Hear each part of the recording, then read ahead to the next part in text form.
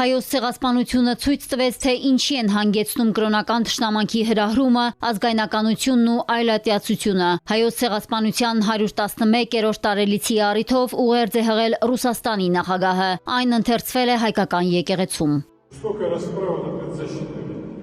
Անպաշտպան ոչ մի հանցանք չգործած մարդկանց նկատմամբ դաժան հաշվեհարդար է, որոնք սպանվեցին, վիրավորվեցին, արտաքսվեցին իրենց հարազատ քաղաքներից ու բնակավայրերից, ցնցեց ամբողջ քաղաքակիրթ աշխարհը։ Համոզված ենք, որ ազգային պատկանելությամբ մարդկանց զանգվածային ոչնչացման եւ տեղահանման քաղաքականությունը չունի եւ չի կարող ունենալ արդարացում, եւ միջազգային հանրությունը պետք է միավորի ջանքերը, որպեսզի նման բարբարոսությունը երբեք եւ ոչ մի տեղ չկրկնվի։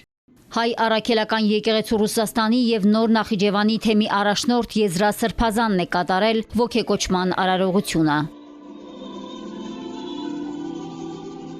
Ոչ ուրացումը, ոչ էլ թշնամանքը չեն կարող բուժել վերքերը։ Հայոց ցեղասպանության 111-րդ տարելիցի կապակցությամբ արված ուղերձում հայտարարել է Պոլսո հայոց պատրիարքը։ Սահակ arczepiskopos Մաշելյանն ընդգծել է, որ անցյալի ողբերգությունը պետք է դառնա ոչ թե մշտական բաժանարար պատ, այլ ծանր, բայց ուսանելի փորձություն, որից կարելի է քաղել դասեր, ապագան ավելի արդար եւ խաղաղ կերտելու համար։ Թուրքիայի նախագահն ամենամյա ցավակցական իր նամակը հղել է ոչ թե հայ ժողովրդին, այլ Թուրքիայի հայոց պատրիարք Սահակ Մաշալյանին։ Էրդողանը կրկին հայտարարել է. Օսմանյան կայսրության հայերը կյանքից զրկվել են առաջին համաշխարհային պատերազմի դժվարին պայմաններում։ Օսմանյան կայսրության փլուզումն ուղեկցվել է բախումներով, հրոսակախմբերի շարժումներով, ահաբեկչություններով, համաճարակներով։ Այս ընթացքում ի թիվս այլ ժողովուրդների նաև հայերն են խոր ցավ կրել։ Բախման փոխարեն նախընտրում ենք համաձայնությունը։ Իդեպ Պոլսում հայոց ցեղասպանության արարողություններն արգելված են։ Թուրքիայում գործող ապրիլի 24-ի հիշատակի հարթակը, որը նախորդ տարիներին Ստամբուլի տարբեր թաղամասերում հայոց ցեղասպանության հիշատակի արարողություններ էր կազմակերպել, այս տարի եւս դիմել է նահանգային իշխանությանը։ Սակայն ինչպես վերջին 4 տարիներին, այս անգամ էլ նահանգապետարանը թույլ չի տվել հիշատակի արարողություն անցկացնել։ Ֆրանսիայի նախագահ Էմանուել Մակրոնը հայոց ցեղասպանության 111-րդ տարելիցի կապակցությամբ հայտարարություն է տարածել։ Ապրիլի 24-ին Հանրապետությունը հիշատակում է 1915 թվականի հայոց ցեղասպանությունը եւ հարգանքի տուրք մատուցում դրա զոհերի հիշատակին։ Սա հնարավորություն է հիշելու, փոխանցելու եւ ընդգծելու այն անխզելի կապը, որը միավորում է Ֆրանսիան Հայաստանի եւ ֆրանսիացիներին հայերի հետ։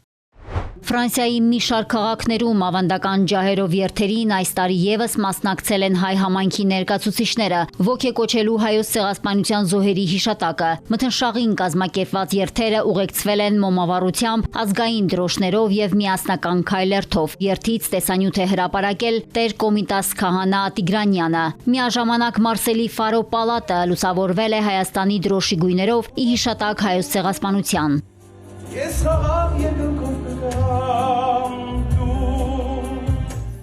Մեծ Բրիտանիայի խորհրդարանի անդամները ծաղկեպսակներ են դրել հայոց ցեղասպանության 1.5 միլիոն զոհերի հիշատակին նվիրված հուշարձանին։ Հայ եկեղեցու թեմի հետ միասին մասնակիցները պահանջել են պատմական ոճրագործության ճանաչումը, որպեսզի չմոռանանք կարգախոսով։ Հավաքվածները շեշտել են, որ 20-րդ դարի առաջին զանգվածային ցեղասպանությունը չճանաչելը եւ չդատապարտելը նախադեպ է ստեղծել հաջորդող ցեղասպանությունների համար։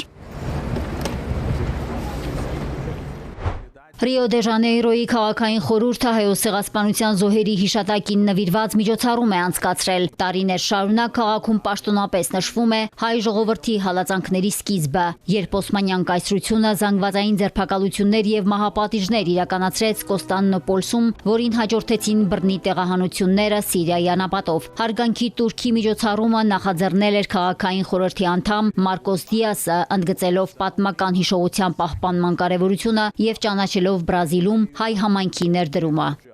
Հայոց ցեղասպանությունը բաց վերք է մարդկության խղճի վրա, ասել է Լիբանանի առաջնորդը։ Ժոզեֆ Աունը հայտարարել է, որ խոր վշտով են հիշում այդ ողբերգության զոհերին ու մտորում դիմադրողականության եւ ինքնության նկատմամբ հավատարմության մասին։ Նա նշել է. Լիբանանը դարձել է հայերի համար ապաստան։ Հայերը այնտեղ գտել են իրենց երկրորդ հայրենիքը, նպաստել նրա զարգացմանն ու դարձել նրա ազգային հյուսվածքի եւ հարուստ բազմազանության անբաժանելի մասը։ Հայ եւ հույն ժողովուրդները կապված են համատեղ փորձություններով, ինչպես նաեւ համերաշխության, բարեկամության եւ փոխադարձ հարգանքի ամուր հարաբերությունների միջոցով կերտված հավերժական կապերով։ Հայոց ցեղասպանության տարելիցի կապակցությամբ հայտարարություն է տարածել նաեւ Հունաստանի նախագահը։ Կոնստանտինոս Տասուլասն ընդգծել է, որ այն մարդկության դեմ ամենասարսափելի հանցագործություններից մեկն է։ Մարիկ Օստանյան, Էպիկենտրոն։